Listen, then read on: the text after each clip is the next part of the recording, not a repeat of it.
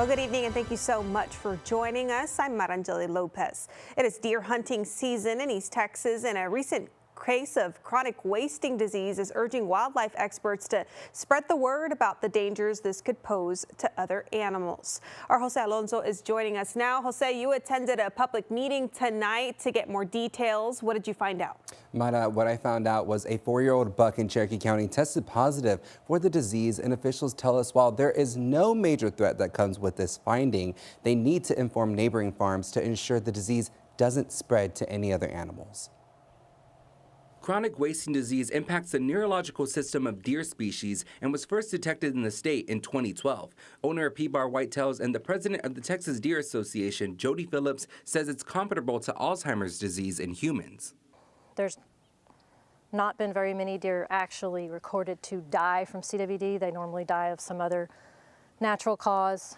Phillips explains the importance of having a town hall so close to the detection of the case. I think the reason for the town hall today is probably more about the surveillance zone. That is the 2-mile radius around that specific facility, and explaining to people what it's about. This map showcases that zone TPWD is monitoring southeast of Jacksonville. At this moment, big game specialist with the department, Ryan Shaneberg, says they are hoping to collect samples from deer in surrounding properties. Right now, we only have one positive. It was a 5-year-old deer in that deer breeding facility contained within a high fence.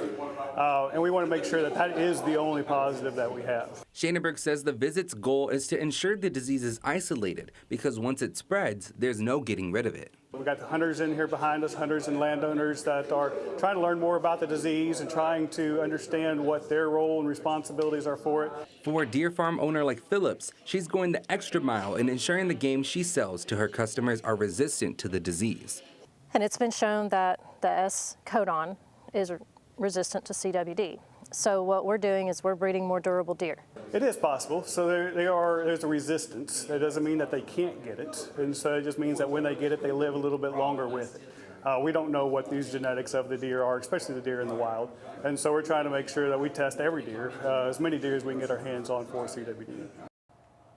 And if you happen to live and own deer in that southeastern region outside of Jacksonville, then the Texas Park and Wildlife Department wants to hear from you. And they also say that this disease only impacts deer and similar species and that it does not affect humans or carry on to the meat, meaning even if you hunt a deer with CWD, it is still safe to consume.